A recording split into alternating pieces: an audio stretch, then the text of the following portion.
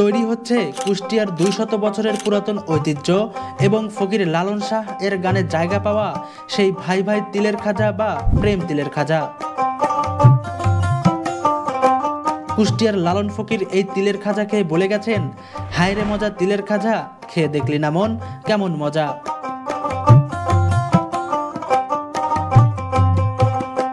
প্রথমে বিশাল চুল্লির ওপর বসানো কড়াইয়ে চিনি, পানি ও দুধ মিশিয়ে ভালোভাবে জাল দিয়ে শিরা তৈরি করা হচ্ছে।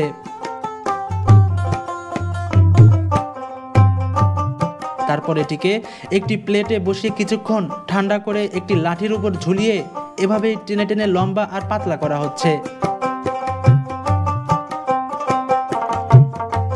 তারপর এটিকে হাতের সাহায্যে আরো লম্বা আর সাইজে এনে মাপ মতো কেটে ফেলা হচ্ছে।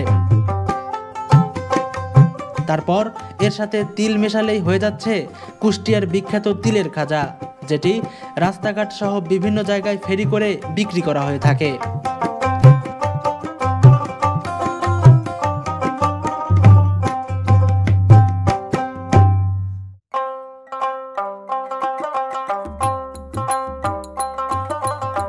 মেঘ ছুঁয়ে চলা এই আকাশ আর নদী বেয়ে বয়ে চলা সময়, যেখানে মাঠে এখনো চাষা নেমে পড়ে ভোরে আর সন্ধ্যায় ভেসে আসে বাঁশির সুর। যান্ত্রিক শহরের বাইরেও এক জীবন বেঁচে আছে, খুব নিঃশব্দে, খুব আপনভাবে। এই গ্রাম, এই মাঠ, এই নদী গল্প বলেই যেন মায়া জাগায়। আর এই মাটিতেই জন্ম নিয়েছে কুষ্টিয়ার গর্ব, শতবর্ষের পুরনো স্বাদের রাজা তিলের খাজা।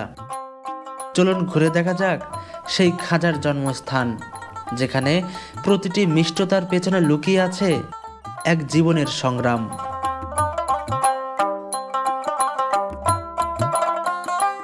কুষ্টিয়া শহরটির নাম শুনলেই প্রথমেই আপনার চোখে ভেসে উঠবে ফকির লালন শাহ এর কথা। আর যদি এখানকার বিখ্যাত খাবারের কথা বলি, তাহলে প্রথমেই এক বাক্যে সবার মুখে যেটি বেজে উঠবে ফকির লালন শাহ এর গানে ঠাঁই পাওয়া এই তিলের খাজার কথা। এখন আমরা যেই এলাকায় প্রবেশ করছি, এটি হচ্ছে কুষ্টিয়ার মিলপাড়া। এখানে এখনো টিকে আছে প্রায় 50 বছরের পুরাতন তিলের খাজার ফ্যাক্টরি। আর এখান থেকেই ছড়িয়ে পড়ে খাজার সেই অসাধারণ স্বাদ দেশের প্রতিটি কোনায় কোনায়, যেখানে প্রতিটি খাজার সাথে মিশে আছে শত বছরের পরিশ্রম, ভালোবাসা, ঐতিহ্য এবং প্রতিটা কামড়ে লুকিয়ে আছে কুষ্টিয়ার মাটির ঘ্রাণ, যেটি শুধু মুখেরই মজা নয়, মনেরও মজা। হায়রে মজা তিলের খাজা, খায়া দেখলি না রে কি মজা, লালন শাহ বলে গেছেন। হ্যাঁ প্রিয় দর্শক, আজকে আমি এসেছি কুষ্টিয়ার বিখ্যাত তিলের খাজা দেখাতে এবং তিলের খাজার ফ্যাক্টরি দেখাতে। আজকে এই ভিডিওতে থাকছে পুরো তিলের খাজা কিভাবে তৈরি হচ্ছে, কি কি উপকরণে তৈরি হচ্ছে এবং এনারা কিভাবে তৈরি করছেন ইত্যাদি বিস্তারিত যাবতীয় থাকছে আজকের অজানা নিদর্শনের এই পর্বটিতে। পুরো ভিডিও জুড়ে সাথে থাকবেন, কোথাও যাবেন না। আপনাদের সাথে আছি আমি বরাবরের মতোই, তানভীর ইসলাম।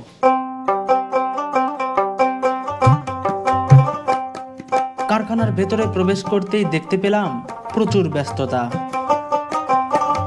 আসলে প্রতিটা মিষ্টি খাজার পিছনে লুকিয়ে আছে কঠিন পরিশ্রম আর ভালোবাসা। খাজা তৈরির প্রথম কাজটা হলো এই বিশাল চুলায় চিনি আর দুধ জাল দিয়ে তৈরি করা হয় মন্ড।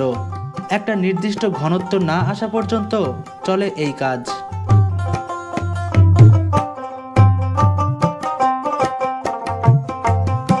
এই যে দর্শক দেখতে পাচ্ছেন, প্রথমে এই যে চুলা, এই চুলা থেকে প্রথমে চিনি গলিয়ে তার সাথে দুধ মিক্সড করে এটা অনেকক্ষণ জাল দিয়ে এই যে এই পাশে এই স্ল্যাপে নামানো হচ্ছে। এই দেখতে পাচ্ছেন, এখান থেকেই মূলত তিলের খাজার শুরুটা এখান থেকেই। এই যে চুলায় আগুন দিচ্ছে, তারপর চিনি ঢালা হচ্ছে, চিনির সাথে দুধ মিক্স করা হচ্ছে। তো ওই কত কেজি চিনির সাথে কতটুকু কি পরিমাণ দুধ মিক্স করতে হয় এক একটা স্ল্যাবের জন্য 6 কেজি চিনি আর হাফ কেজি দুধ দিয়ে এইভাবে জাল করতে হয়।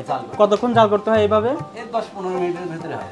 10-15 মিনিট পরে মানে একদম কারেন্ট, এখান থেকে 2 মিনিটের জন্য বাইরে যাওয়া সম্ভব না। না, এখানে আমার ভয় গেলেই নামা দিতে হবে, নাহলে তো পুড়ে যাবে। হ্যাঁ, পুড়ে যাবে একদম, নাহলে বাতিল হয়ে যাবে। খুব সেনসিটিভ অবস্থা থাকতে হয়। হ্যাঁ, 1 সেকেন্ডও মনোযোগ এদিক সেদিক করা যাবে না, যে কারণে লাল হয়ে যাবে, নষ্ট হয়ে যাবে। তো এই দীর্ঘ সময় আগুনের মধ্যে কাজ করতে আপনার কেমন লাগছে? আমাদের তো 12 মাস আমাদের অভ্যাস, তো আমরা তো ছোটবেলা থেকে এই কাজটা। কতদিন যাবত করতেছেন? আমরা ধরেন 71-এর পরই কাজ কাম করি।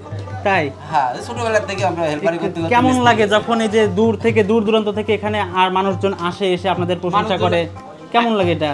আচ্ছা, আমাদের তো কোম্পানির নাম আছে বলে, আমাদের ভাই ভাই কোম্পানির নাম আছে বলে মানুষজন এসে খুব প্রসার করে। কুষ্টিয়ার বিখ্যাত তিলের খাজা, বুঝতে পারছেন? এটার লাগে আমাদের একটা সুনাম আছে, আমাদের প্রশাসন করে। নিজের মধ্যে কেমন লাগে? নিজের কাছে তো ভালো। আমরা তো এই তো শুধু ভেজালের কোনো জিনিস না, শুধু দুধ চিনি দিয়ে আমরা এইগুলো জ্বালাই, এতে কোনো ভেজালের কারবার নাই। এখান থেকে আমি জ্বালাই দিচ্ছি, তারপরে আমাদের মিস্ত্রিরা আছে, মিস্ত্রিরা অনেক সুন্দর, বিশাল বড় চুলা। হ্যাঁ, না তো হবে না, চুলা বড় না হলে তো কাজ কম হবে না। দুটার সিজন টাইমে দুটা চুলা জ্বালাতে হয়। এখন একটু কাজ কম মিলে বেচা কেনা কম। আপনার সিজনটা কখন থাকে? শীত মৌসুমে। শীত মৌসুমে? হ্যাঁ। তখন কি দিনের বেলাও চুলা জ্বালান? হ্যাঁ, ওটা বেলা 4টা থেকে রাত 4টা পর্যন্ত। এই কাজ এখন কতক্ষণ চলবে আজকে? এখন তো আমরা 3 ঘন্টা কাম করবো, করি বারবার বাসায় চলে যাবো। অর্ডার শেষ, যতগুলো অর্ডার আছে এই অর্ডার পর্যন্ত বানায় শেষ করে দেবো, আবার কালকে বানাবো। আবার কালকে রাত্রিতে? হ্যাঁ, আমার যে হকারগুলো আছে ধরেন 2 বস্তা চেনির কাজ হয় এখন, 100 কেজি চেনির কাজ। আর মৌসুমের সময় কি পরিমাণ সেল করেন? সময় থাকে যে এরকম 10 বস্তা চেনির কাজ করে। 10 বস্তা চিনি যায় প্রতিদিন? প্রতিদিন। মাই গড। তখন আবার সিজন টাইম আমার চারিদিকের হকার পাওয়া যায়, বুঝতে পারছেন? সে আমাদের এখন হকার একটু কম, এখন কাছে না কম এখন।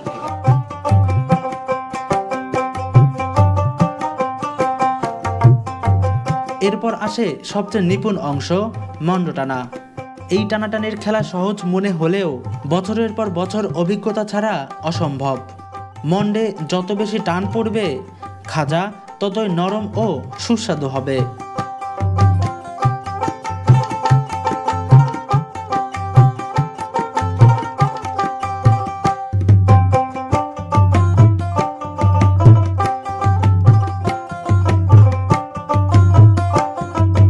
কেমন লাগে এই তিলের খাজার সাথে জড়িত হয়ে? আলহামদুলিল্লাহ, ভালোই টুকটাক আমাদের চলে যায় সংখ্যাটা কোনো মতো, কিন্তু এটা দেরি মদত করা যায় না। শুধু আমাদের চিনির দাম, তিলের দামটা বেশি। আমরা ধরেন যে কিন্তু রোজে আজকে হয়, শুধু সংখ্যাটা চলে, কিন্তু ছেলেপেলে নিয়ে লেখাপড়া করে খুব কষ্টের মধ্যে আছে। তিলের দাম বেশি, চিনির দাম বেশি, আমাদের তেমন একটা ইয়ে হয় না। আলহামদুলিল্লাহ হয়, যতটুকু হয় টুকটাক সংখ্যা চলে যায়। কারখানা 3-4টা আছে, কিন্তু এটা সবচেয়ে বড়, এটাই প্রথম হবে। সেটা যে মুরব্বীরা আসে না, ধরেন স্বাধীনের পর থেকে, আগে তো গুড়ের খেলা তৈরি হতো, তখন থেকে কাজ শিখে না আস্তে আস্তে চিনিটা আবিষ্কার করেছে, চিনির তিল খাজা বানানোর জন্য। এখানে জাল দেওয়া হচ্ছে, জাল দেওয়ার পরে এটা নিয়ে ওইখানে কিছু শুকানো হয়। এটা সম্পূর্ণ আছে চিনি। আচ্ছা, ধরেন এটা হওয়ার পরে ওই স্ল্যাবে ঢালবে। আচ্ছা, স্ল্যাবে ঢালার পর যখন একটু শক্ত টাইপের হবে, তখন এখানে তিনি শিঙে নেবে। এই যে এইখানে না, স্ল্যাবের কাছে নেবে, এখানে নিয়ে এইভাবে টানা হবে। হ্যাঁ, আস্তে আস্তে টানার পর যখন একটু সাদা টাইপের হবে, তখন আমাদের হাতে আসবে, হাতে আসে একদম লম্বা করে ফেলবে। আমার সামনে যে ভিতরে যে ফাপগুলো থাকে না, এই যে এই খাতা যে ফাপগুলো, জি জি, এই ফাপগুলো কিন্তু আমরা হাতের সাহায্যে, এটা এই ফাপগুলো কি হাতের সাহায্যে তৈরি করা হচ্ছে না? দেখতে পারবেন হাতের সাহায্যে আমরা এই ফাপগুলো, এটা একদম মানে নিখুঁত কাজ। আপনার নিচে উপরে 32টা ফাপ আছে, এই প্রত্যেকটা 32টা ফাপ আছে না? 32টা ফাপ আমরা ধরেন এখানে হাতের সাহায্যে তৈরি করছে। তারপর যখন এটা কাটার পরে এই যে ঘাম আসবে, ঘামের পরে কোন তিল মাখানো প্যাকেট দাদা খায় বিভিন্ন জেলায় চলে যাবে, বিভিন্ন ডিস্ট্রিক্টে। হাতের একটা কারু শিল্প, সম্পূর্ণ এটা হাতের তৈরি, হাতের তৈরি, এটা মেশিনে হয় না, সম্পূর্ণ হাতে। আপনি প্রথমে এই যে এই সেক্টরে কাজ করতেন না? আমরা ওই সেক্টরে ছিলাম, ওখান থেকে ধরেন এখানে আসছে, ধরেন ওই ভাজ শিখেছি মিস্ত্রি। এটা কত বছর? এটা মেলা বছর, তাও 7-8 বছর ছিলাম ওখানে। 7-8 বছর এটা করার পরে তারপরে এখানে আসছে। এখানে আসছে ধরেন এটাই শেষ পর্যায়ে, এটাই মিস্ত্রি। এখান থেকে যখন যাবো সেখন মুরব্বীর মতো করে ওইখানে বসে পড়বেন। আচ্ছা, ঠিক আছে, অনেক ভালো লাগলো আপনার সাথে কথা বলে।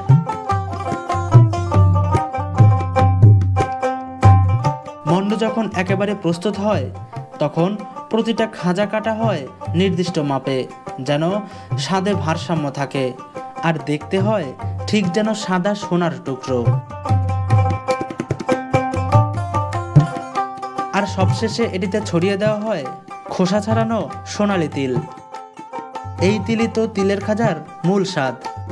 আর এর সাথেই শুরু হয় এক মিষ্টি যাত্রা, কুষ্টিয়া থেকে সারা দেশে।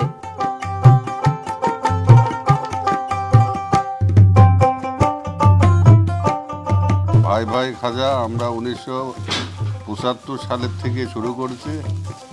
আজ যারা দেখা যায় 50-52 বছর এইভাবে এই প্রতিষ্ঠানের থেকে এলো বিক্রি করতে। আগে একটা কারখানা ছিল, আমরা কুষ্টিয়ার থেকে সেল করতে করতে এখন অল বাংলাদেশে এই কুষ্টিয়া ভাই ভাই তিলের খাজাটা আপনার সাপ্লাই দিচ্ছি। বাংলাদেশে 13টা পণ্যর ভিতরে আমাদের কুষ্টিয়া বিখ্যাত তিলের খাজা ওটা জিআই পণ্য তালিকায় গিয়েছে। প্রথমে যখন বানায় তখন 6 টাকা কেজি বেচেছে, আর এখন বেচছি 350 টাকা কেজি। সব জিনিসের দাম বেশি, লেবারের দাম বেশি, এই জন্য আমাদের 6টা কারখানা ছিল, ধীরে ধীরে একটা কারখানা চলে এসেছে। কেননা এটা হলো পোষায় না, যে খাজা প্রোডাকশন হয় এই প্রোডাকশনে আমাদের স্টাফ থাকে 20-25টা, এই 20-25টা আমাদের পোষায় না, এই জন্য আমরা ধীরে ধীরে এটা কমাই দিয়েছি। চিনির খাজাটা জন্ম আমরাই দিয়েছি।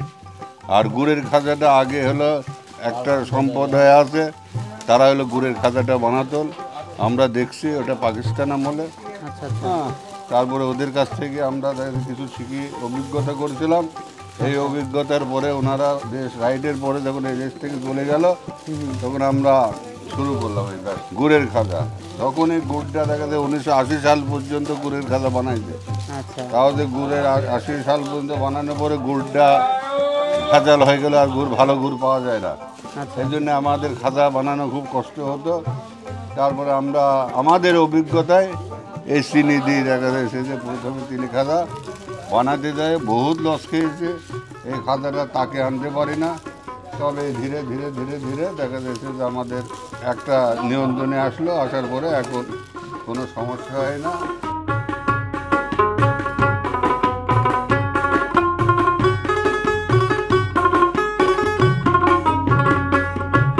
প্রতিদিন রাতে তৈরি হয় শত শত তিলের খাজা।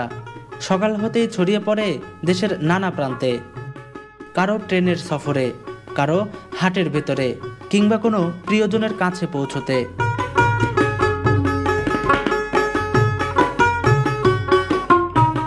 তবে দুঃখের ব্যাপার হলো আধুনিকতার ভিড়ে আর্থিক সংকটে এই শিল্প হারিয়ে যাওয়ার পথে। মাত্র 2টা কারখানা এখনো লড়াই করে যাচ্ছে কুষ্টিয়ার এই ঐতিহ্য টিকিয়ে রাখতে। প্রতিটা খাজা যেন গল্প বলে কুষ্টিয়ার শিকড়ের, মানুষের ঘামের আর ঐতিহ্যের। আপনারাও এসে একবার দেখে যেতে পারেন কিভাবে শত বছরের শিল্প এখনো টিকে আছে শুধুমাত্র ভালোবাসার টানে। এটা শুধু তিলের খাজা নয়, এ যেন এক টুকরো মিষ্টি, এক টুকরো ভালোবাসা। এই ভালোবাসার বন্ধনেই এনারা সবাই আবদ্ধ হয়ে আছেন এবং এই ভালোবাসার টানেই কিন্তু দীর্ঘদিন যাবৎ হলেও এই তিলের খাজার সাথে নিজের ভালোবাসা থেকে কাজ করে যাচ্ছেন। পুরো বাংলাদেশের মধ্যে একদম ভালোবাসা অর্জন করেছেন পুরো বাংলাদেশের সকল মানুষের কাছে। আজকের ভিডিওটিতে আপনারা দেখতে পারলেন কিভাবে কত কষ্ট করে ওনারা এই তিলের খাজা তৈরি করছেন। হায়রে মজা তিলের খাজা, সেই লালন শাহের সেই চিরাচরিত সেই কথাটি এই ভিডিওতে আপনারা দেখতে পারলেন। তো যাই হোক, আজকের ভিডিওটি এখানে শেষ করছি। সবাই ভালো থাকবেন, সুস্থ থাকবেন এবং এই চ্যানেলের নতুন নতুন ভিডিও দেখতে অবশ্যই চ্যানেলটি সাবস্ক্রাইব করবেন। আজকের মতো এখানেই বিদায় নিচ্ছি। আল্লাহ হাফেজ।